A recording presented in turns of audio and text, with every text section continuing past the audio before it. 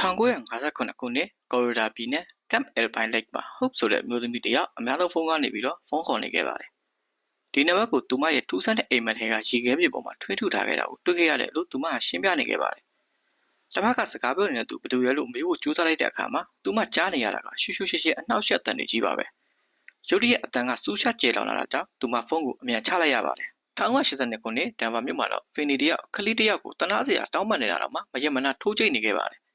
သူညမကွင်းကလက်អွန်လိုင်းမှာပဲဖီနီရက်လိုက်ပါတယ်။အဲ့ဒီနောက်မှာကွင်းကဖီနီကိုဘာဖြစ်လို့လဲမေးတော့ဖီနီကဟိုကလေးကအရင်ရန်လာစတာလို့ပြောပါတယ်။တကယ်တော့လွန်ခဲ့တဲ့4နှစ် The Grabber လို့ခေါ်တဲ့ကွင်းဆက်တူတဲ့တမားကိုအနာယူပြီးကြတဲ့ကဖီနီဟာခက်ချက်ချမ်းကောင်လေးအဖြစ်နာမည်ကြီးနေခဲ့တာပါ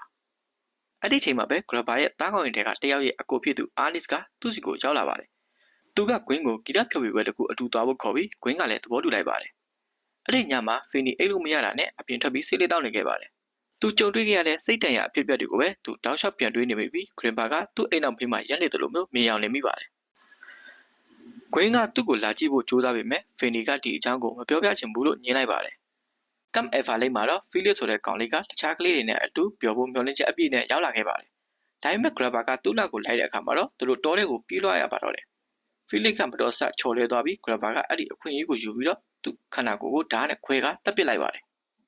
ပြီးတော့ဖီလစ်ကိုရေကန်နဲ့ပစ်ချလိုက်ပြီးတော့သူကရေခဲပေါ်မှာ W ဆိုတဲ့စာလုံးကိုကုတ်ချပြီးရေးခဲ့ပါတယ်။အဲ့ဒီချိန်မှာပဲကွင်းတယောက်အဲ့ရကနှုတ်ထလာခဲ့ပြီးတော့ဒါတွေအားလုံးကသူမမှတ်ခဲ့တဲ့အိမ်မက်တစ်ခုဖြစ်ကြောင်းကိုသိလိုက်ရပါတယ်။ဖုန်းမိတန်ကြလို့ကွင်းတကားဖွင့်လိုက်တဲ့အခါမှာတော့လမ်းတစ်ဖက်ချက်မှာထူးဆန်းတာခုကိုတွေ့လိုက်ရတယ်လို့ထင်မိပါတယ်။ဒါပေမဲ့သူမအိမ်မက်ပြောပဲလမ်းထားချောင်းနေပြန်ပြီးလို့ဖင်းကလှမ်းပြောလိုက်မှသူမအသိပြန်ဝင်လာခဲ့ပါတယ်။ကွင်းကသူမအိမ်မက်ဆိုးမက်တယ်လို့ပြောဖို့ကြိုးစားပေမဲ့ဖင်နီကသူမကိုအိမ်ရပြန်ဝင်ခိုင်းခဲ့ပါတယ်။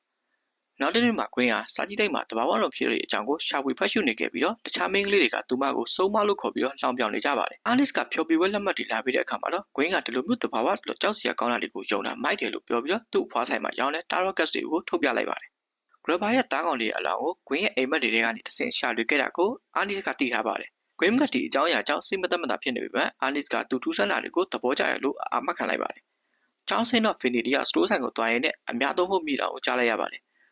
သူဖုန်းခံပြီးတော့ sorry ကျွန်တော်မကူညီနိုင်ဘူးလို့ပြောပြီးတော့ပြန်ချလိုက်ပါတယ်။အဲ့ဒီနောက်မှာပဲအဲ့ဒီဖုန်းကတကယ်တော့ပြတ်နေတဲ့ဖုန်းဖြစ်ကြောင်းကိုသိလိုက်ရပါတယ်။ Camp Alpha လိမ့်မှာတော့ကယ်ဆိုတဲ့ကောင်လေးတယောက်ကလှုပ်ရှားမှုအများစုမှာပါဝင်ပြီးတော့တငယ်ချင်းတွေအများကြီးရနေပါတယ်။တညမှာတော့တောထဲကဂရဘာကသူ့နောက်ကိုလိုက်လာပြီးတော့လွယ်လွယ်ကူကူပဲဖမ်းခေါ်ကသူ့ခန္ဓာကိုယ်ကိုပစိမ့်နဲ့ခုတ်ထစ်တက်ဖြတ်လိုက်ပါတော့။ခန္ဓာကိုယ်အစိတ်ပိုင်းချို့ကိုမိရှို့ပြီးတော့ကျန်တာတွေကိုတော့ရေခဲကန်ထဲကိုပစ်ချလိုက်ပါတယ်။ကဲရဲ့ဝိညာဉ်က W စလုံးပြီးမှ B ဆိုတဲ့စလုံးကိုရေခဲပြင်ပေါ်မှာကုတ်ချရေးထိုးခဲ့ပါတယ်။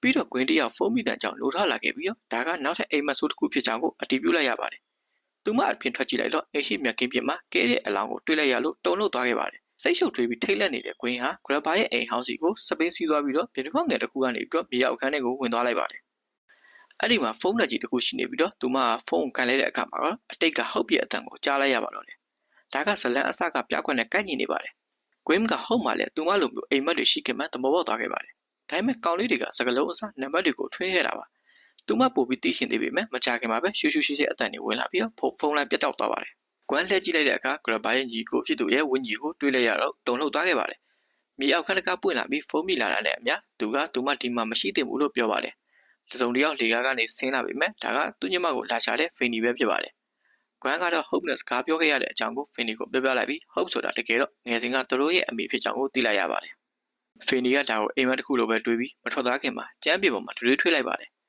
နောက်တစ်နေ့မှာတော့ Guam က Camp Alpha လိတ်အတွက်လက်ကမ်းကြော်ညာတစ်ခုကိုတွေ့ထားခဲ့ပြီးတော့သူတို့တွေအဲ့ဒီနေရာကိုစုံစမ်းစစ်ဆေးဖို့အကြံပေးစရာအဖြစ်သွားတင်တယ်လို့ပြောပေမဲ့ဖင်နီကညင်းပါတယ်။သူတို့အဖေ Terrence ကဒါကိုကြွားသားပြီးတော့ Camp Alpha လိတ်ဆိုတာသူ့ဇနီးအလုပ်လုပ်ခဲ့တဲ့နေရာမှာမှတ်မိသွားခဲ့ပါတယ်။သူကဒီစကန်က1958ခုနှစ်မှာပိတ်သွားခဲ့တာဖြစ်ကြောင်းနဲ့ခရီးရန်စကန်တွေကိုတိတ်တော့ပေါ်မကြကြောင်းလည်းပြောပါတယ်။နောက်ပိုင်းမှာ Guam က Arnis ကိုသူမနဲ့အတူစကန်ကိုလိုက်ခဲ့ဖို့ဖြောင်းပြလိုက်ပါတယ်။ဖင်နီက Arnis ကိုသဘောမကျတာကြောင့်သူ့ညီမကိုကာကွယ်ဖို့အတွက်သူပါလိုက်လာဖို့ဆုံးဖြတ်လိုက်ပါတယ်။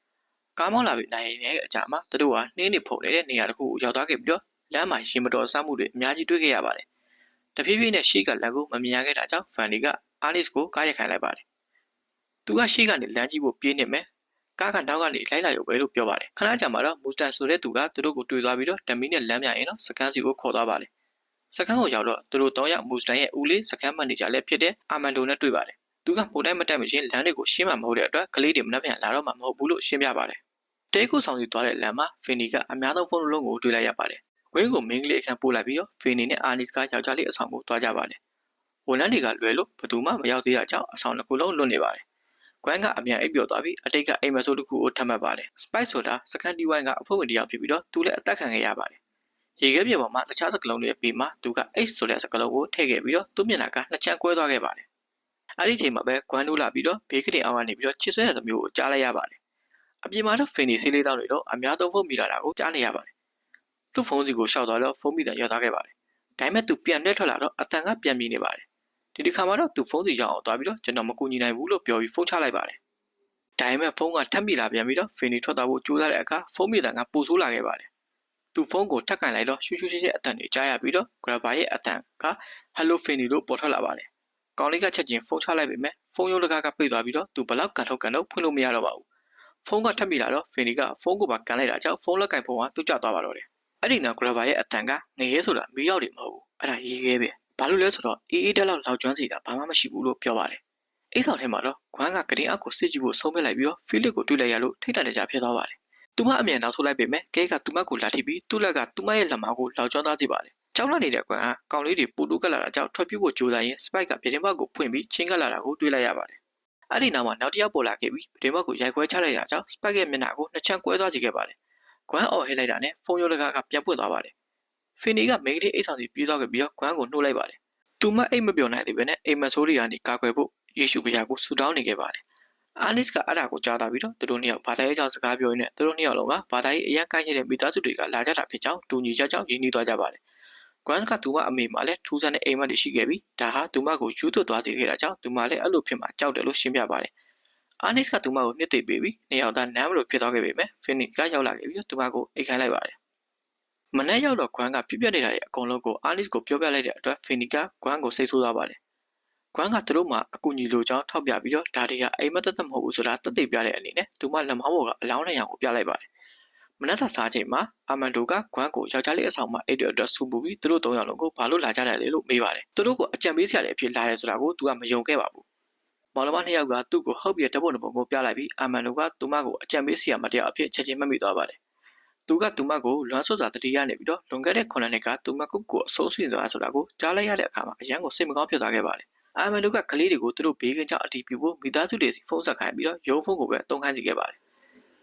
ဖီနီကအပြင်ကအများဆုံးဖုန်းအကြောင်းကိုပြောလိုက်တဲ့အခါမှာတော့အာမန်တို့ကအဲ့ဒီဖုန်းက10စုနှစ်တခုကျော်လာတော့ပြတ်နေပြီလို့ပြန်ပြောခဲ့ပါတယ်။အာမန်တို့ထွက်သွားပြီးတော့ဖီနီကတခြားသူတွေကိုမင်းညကဖုန်းမိခဲ့ကြဂရီဘာရဲ့အတန်ကိုကြားခဲ့ကြောင်းပြောပြပါတယ်။ရိုဒီရဲ့အများဆုံးဖုန်းကမိလာတဲ့ကြောင့်ဖီနီကပြေးသွားပြီးတော့ဖုန်းကန်လိုက်ပါတယ်။ရှူရှူရဲ့အတန်တွေထွက်လာပြီးတဲ့နောက်မှာတော့အရန်အေးတယ်မင်းတို့ဒီမှာမရှိသင့်ဘူးလို့ကောင်လေးတယောက်ရဲ့အတန်ထွက်ပေါ်လာခဲ့ပါတယ်။ဖုန်းထဲကကောင်လေးကအကူကြီးတောင်းနေချိန်မှာဝင်းကြီး၃ယောက်ကဖုန်းရုပ်ပတ်လည်မှာပေါ်လာခဲ့ပါတယ်။ဖီနီကသူတို့ကိုမမြင်ရပဲနဲ့အသေးစိတ်တွေဆက်မေးနေခဲ့ပေမဲ့ကောင်လေးတွေကတော့ဘာမှသိမှတ်မိကြပါဘူး။ဝင်းကြီးတွေကဖုန်းရုံးကိုစတင်ထုနှက်ကြပြီးတော့ဖီနီဖုန်းချလိုက်မှပဲပျောက်ကွယ်သွားကြပါတယ်။နောက်ပိုင်းမှာတာရက်စီကိုကွမ်းကဖုန်းဆက်ပြီးသူတို့ဘေးကင်းကြောင်အတီးပြုခဲ့ပါတယ်။ဒါပေမဲ့သူကနှင်းမုန်တိုင်းအတွက်စိတ်ပူနေတော့မလို့တငယ်ချင်းတယောက်စီဖုန်းဆက်ပြီးတော့နှင်းပယ်ရှားတဲ့အခါတစီကိုငှားလိုက်ပါတယ်။ဒီချိန်မှာကွမ်းနဲ့အာနီတို့ကဝန်ထမ်းတွေဖြစ်တဲ့ခါလိုက်နဲ့ဘာဘရာတို့ကိုတွေ့ပြီးတော့စခန်းရဲ့တမိုင်းအကြောင်းကိုစာအုပ်တွေရှိလာလို့မေးကြည့်ခဲ့ပါတယ်ခန်းနိတ်ကသူတို့စီမှာလက်ကမ်းကြော်ညာလေးပဲရှိတယ်လို့ညင်သာသာရှင်းပြပေမဲ့ဘာဘရာကတော့ကွမ်းယောက်ျားလေးတွေနဲ့အိတ်တာဆဲရီတိုက်ထားတဲ့အကြောင်းအရန်ကိုရိုင်းဆိုင်ပြီ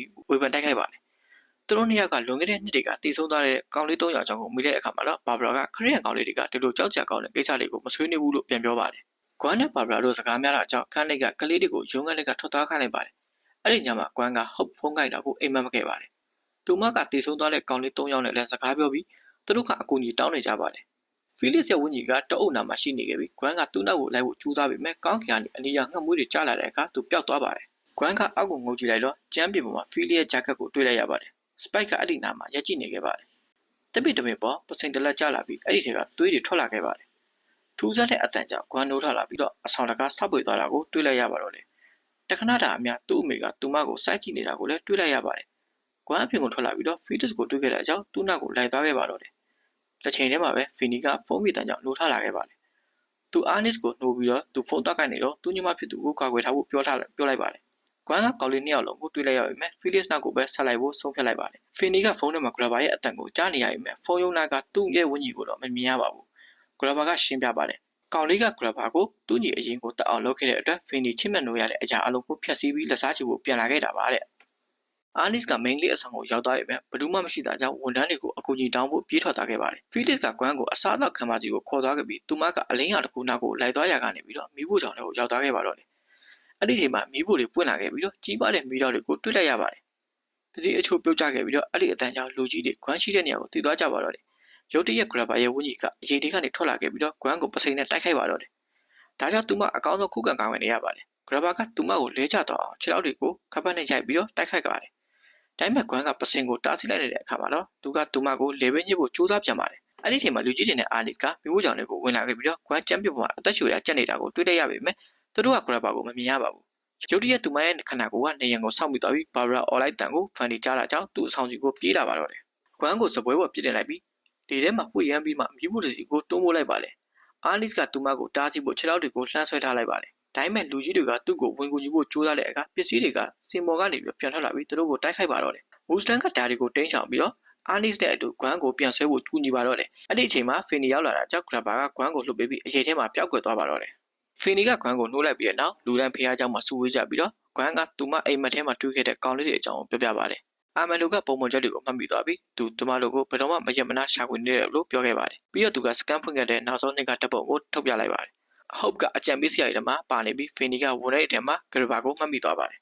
တုံလို့သွားတဲ့အာမန်တို့ကသူဟာတနတ်သမားလို့ခပတ်ဝတ်တက်လို့ White Big Hacker လို့နာမည်ပြပေးထားတဲ့ပြုပြင်ထိန်းသိမ်းရေးသမားတယောက်ဖြစ်ကြောင်းကိုရှင်းပြလိုက်ပါတယ်။ကွမ်ဟာ White Big Hacker ရဲ့အတူအစကလုံးတွေကသူမအိမ်မက်ထဲမှာတွေ့ခဲ့တဲ့ဇလုံးတွေနဲ့ကန့်ညီနေမှသဘောပေါက်သွားပြီးဂရဘာကဒီနေရာမှာစပြီးလူသက်ခဲ့တာကိုကောက်ချက်ချလိုက်ပါတယ်။အာမန်တို့ကလွန်ခဲ့တဲ့၄နှစ်စကမ်းမှာထူးဆန်းလာလေးစဖြစ်ခဲ့တာကိုသတိပြုမိပြီးတော့ဖန်လီကအဲ့ဒါသူဂရဘာကိုတတ်လိုက်တဲ့အချိန်ဖြစ်ကြောင်း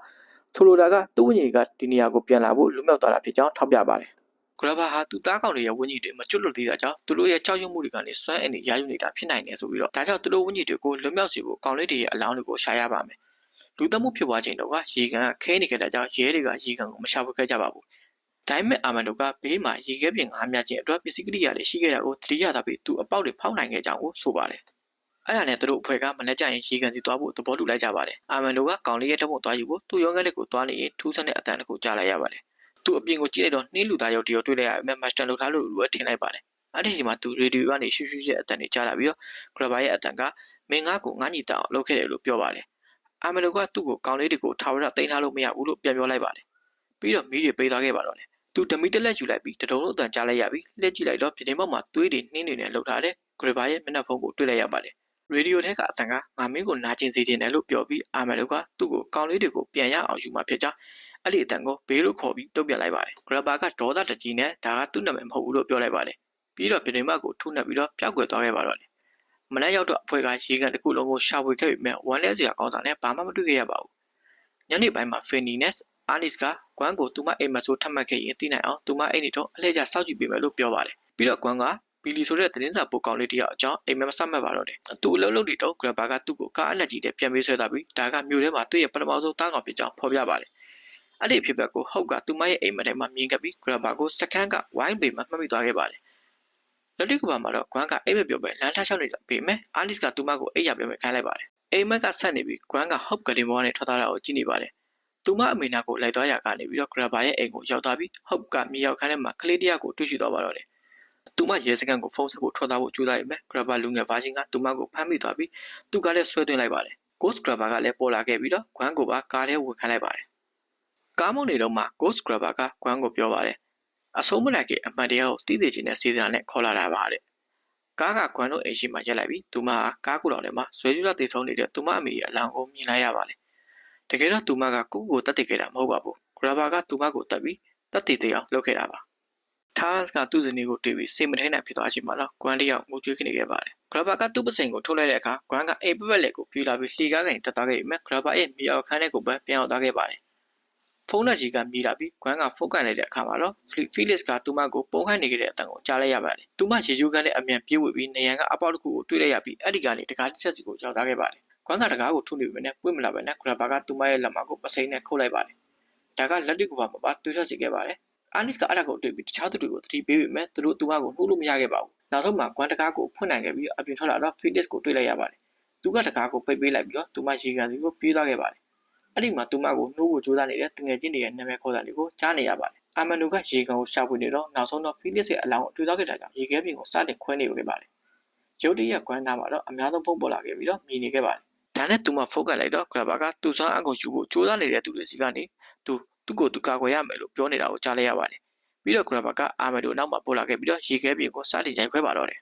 ။ကွမ်းကကိုကြီးချင်ပေမဲ့ဖုန်းရုံးတကားကလုံးဝဖွင့်လို့မရခဲ့ပါဘူး။ရေခဲပြင်ကွဲသွားပြီးအာမန်တို့အေးခတ်နေတဲ့ရေထဲကျသွားခဲ့ပါတော့တယ်။သူပြန်တက်လာဖို့ကြိုးစားတဲ့အခါ grabber ကသူ့ကိုခြေထောက်နဲ့ဖိနှိပ်ချလိုက်ပါတယ်။ကွမ်းကအိမ်မက်ထဲမှာဖုန်းရုံးတကားကိုဆက်လက်ထိုးချိန်ပြီးလက်တစ်ကွာမှာဖင်နီကိုတွားထုတ်မိပါတယ်။ grabber ကမှန်ကိုရိုက်ခွဲပြီးတော့ဖုန်းကျိုးကိုယူကကွမ်းကိုလဲပဲညှစ်ပါတော့တယ်။သူကသူမခန္ဓာကိုယ်ကိုလှည့်ပတ်ပစ်ပေါက်ပြီးတော့ချိန်လုံးတစ်လုံးလိုလှည့်ပတ်စေပါတယ်။ဒါကြောင့်သူမခန္ဓာကိုယ်ကအိတ်ခမ်းထဲမှာလည်းအဲ့လိုဖြစ်နေခဲ့ပါတယ်။ကောင်းလေးတွေကသူမကိုထိန်းချုပ်နေခဲ့ရပြီးတော့နေရအနှက်သွေးတွေစွန်းကုန်ပါတော့တယ်။မူတက်ကသူမရဲ့မျက်နှာကိုရေအေးနဲ့ပတ်လိုက်ပြီးမဲ့သူမနိုးမလာသေးပါဘူး။အဖွဲ့ကကွမ်းကိုခုခံထိုက်ကပူဆက်ပြောနေခဲ့ပါတယ်။အိမ်မက်ထဲမှာကွမ်းကသူတို့အတန်တွေကိုဖုန်းထဲကကြားလိုက်ရပြီးသူမအာရုံစိုက်လိုက်ရမှာတော့ဖုန်းရုံကပေါက်ကွဲထွက်လာပြီးတော့ grabber ကနောက်လိုအနံတော့လန်သွားစီခဲ့ပါတယ်။ကွမ်းကအိမ်မက်ထဲမှာသူမမှလည်းစွမ်းအားရှိတယ်လို့ကြီးညာပြီး grabber ကိုခေါင်းနဲ့တိုက်ကနှိုးထားလာပါတော့တယ်။အဲ့နောက်လူတိုင်းရေကန်စီကိုပြေးသွားကြပြီးအာမန်တို့ကိုအချိန်မီကယ်တင်လိုက်နိုင်ပါတယ်။သူဖီလစ်ကိုတွေးခဲ့ကြောင်းအတီးပြုတ်လိုက်တာကြောင့်အဖွဲ့ကမလက်ကြရင်ကြံကောင်လေးနှစ်ယောက်ကိုပြန်လာရှာဖို့သဘောတူလိုက်ကြပါတယ်။သူတို့စကန်ကိုပြောင်းတဲ့အခါ Taras ကနှိမ့်ဖယ်ရှားတဲ့ကားနဲ့ရောက်လာတာကိုအံ့အားသင့်စွာတွေ့လိုက်ရပါတယ်။ဖီနီကသူ့အဖေနဲ့အတူပြန်ဖို့အသင့်ဖြစ်နေပေမဲ့ကွမ်းကဒီကိစ္စကိုအဆုံးသတ်ချင်သေးတယ်လို့ညှင်းဆန်ပါတယ်။သူတို့စကားများကြပြီးကွမ်းကသူတို့နှစ်ယောက်လုံးကိုသူတို့ရဲ့စိတ်တန်ရာတွေကိုရင်ဆိုင်ဖြေရှင်းပေးမဲ့အစားလှစ်တူရှုခဲ့တာတွေနဲ့ပတ်သက်ပြီးထုတ်ပြောလိုက်ပါတယ်။သူမကဟုတ်တကယ်ဘာဖြစ်ခဲ့တယ်ဆိုတာကိုပြန်ပြောလိုက်တာကြောင့်သူတို့နေခဲ့ဖို့ဆုံးဖြတ်လိုက်ကြပါတယ်။အဖွဲ့ကနောက်တစ်နေ့လုံးကြံကောင်လေးနှစ်ယောက်ကိုရှာဖွေခဲ့ပြီးမှမအောင်မြင်ခဲ့ပါဘူး။ဂျိုတီရဲ့ကွမ်းအိပ်ပျော်သွားပြီးတော့ grabber ကရေကန်ပေါ်ကစကေစီရင်ပေါ်လာခဲ့ပါတော့တယ်။ကွမ်းပြေးဖို့ကြိုးစားရင်အပေါက်လေးကိုပြုတ်ကျသွားခဲ့တာကြောင့်သူမရဲ့တကယ်ခန္ဓာကိုယ်ကရေဆူသွားပါတော့တယ်။ grabber ကခန်းနက်ကိုပစိန်နဲ့ခုတ်ပြီးရေကန်ပေါ်ဆွဲခေါ်သွားတာကလက်တွေ့ကွာမှာပါတကယ်ဖြစ်လာပါတယ်။ခန်းနက်ရဲ့ခန္ဓာကိုယ်ကဘာဘရာကိုဝင်တိုက်ပြီးသူမလဲကျသွားတာကြောင့်မျက်နှာကရေခဲပြင်နဲ့ဆောက်မိသွားပါတော့တယ်။ grabber ကဘာဘရာနဲ့ခန်းနက်ကိုပစိန်နဲ့ခုတ်နေတော့မှခွင်းကရေအောက်မှာစီပန်းတချို့ကိုတွေ့လိုက်ရပါတယ်။သူမအဲ့ဒါတွေကိုကန်ထုတ်လိုက်တဲ့အချိန်မှာနောက်ဆုံးကြံခဲ့တဲ့အလောင်းနှလားကိုအထင်းမှာတွေ့ရှိသွားပါတယ်။ grabber ကအပေါက်ပတ်လည်ကရေခဲပြင်ကိုရိုက်ခွဲလိုက်တာကြောင့်ကဲသေးကျိုးပါရေထဲကျသွားပါတော့တယ်။ပြီးတော့ grabber ကခုံတက်ပြီးသူ့ခက်ဘက်ကိုဖင်နီရဲ့လေမှာဘက်ကလေပဲညှစ်ပါတော့တယ်။အဖေဖြစ်သူကရေကန်နဲ့ခုန်ကြပြီးဂွင်းကိုစီပိုင်းတွေမျက်နှာပြင်ပေါ်ယူလာဖို့ကူညီပေးနေချိန်ဖင်နီက grabber ကိုတွန်းထုတ်လိုက်ပါတယ်။အခုဂွင်းကဆူတောင်းစာတွေစတင်ကျိုးဖက်လိုက်တာကြောင့်ကောင်လေးတွေရဲ့ဝန်းကြီးတွေနောက်ဆုံးတော့လွတ်မြောက်သွားခဲ့ပါတယ်။အိမ်မက်ထဲမှာအလောင်းတွေကရေခဲပြင်တွေကထွက်လာပြီးတော့ grabber ရဲ့ခြေရင်မှုကိုဆွဲကချော်လဲသွားစီပါတယ်။ပြီးတော့ဝန်းကြီး၃ယောက်လုံးကသူ့လမ်းကိုပိတ်ဆို့လာပြီးတော့ဂွင်းကသူ့ကောင်ကိုပစိန်နဲ့ရိုက်ကသူ့မျက်နှာပေါ်ကိုဆွဲခါလိုက်ပါတယ်။ grabber တယောက်ထိတ်လန့်တကြားဖြစ်နေတော့ဖင်နီကသူ့နောက်ကနေပေါ်လာပြီးသူ့ကောင်ကိုရေခဲပြင်နဲ့အချိန်ကြီးဆောက်ပါတော့တယ်။ဂွင်းက grabber ကိုအယိုးကျလက်ကနေလောအောင်ခြေထောက်ကိုပစိန်နဲ့ခုတ်ဖြတ်လိုက်ပြီးတော့သူ့ခန္ဓာကိုယ်ရေထဲပြချလိုက်ပါတော့တယ်။အဲ့ဒီမှာကောင်လေး၃ယောက်ကသူ့ကိုအောက်စီတွန်းပို့လိုက်ကြတော့သူတကယ်ပဲတည်ဆုံးသွားခဲ့ပါတော့တယ်။ဂွင်းနိုးထားတဲ့အခါမှာတော့သူမအာနစ်ကိုနားလိုက်ပါတယ်။နောက်ပိုင်းစကန်မှာအာမန်တို့ကကောင်လေးတွေရဲ့မိသားစုတွေကိုဖုန်းဆက်ပြီးသူတို့အလောင်းတွေကိုနောက်ဆုံးတော့ရှာတွေ့ပြီးဖြစ်ကြောင်းအကြောင်းကြားလိုက်ပါတယ်။ကွန်လေးကအများဆုံးဖုန်းပြေးတန်းကြားလိုက်ရပြီးဖုန်းကန်တဲ့အခါမှာတော့ကလေးတွေကိုကယ်တင်နိုင်ခဲ့တဲ့ဂုံယူကြောင်းပြောနေတဲ့သူမအမေရဲ့အတန်ကိုကြားလိုက်ရပါတယ်။ဟုတ်ကအဲ့ဒီအိမ်မက်တွေကကျင်းစာမဟုတ်ကြောင်းအာမခံပြီးသူမကလေးတွေကိုချစ်တယ်လို့ပြောကဖုန်းချသွားပါတယ်။ကွမ်ကဒီသတင်းစကားကိုဖင်နီကိုပြန်ပြောပြပြီးမော်ဒမနှစ်ယောက်နောက်ဆုံးတော့သူ့ဖေနဲ့အတူထွက်ခွာသွားခဲ့ပါတော့တယ်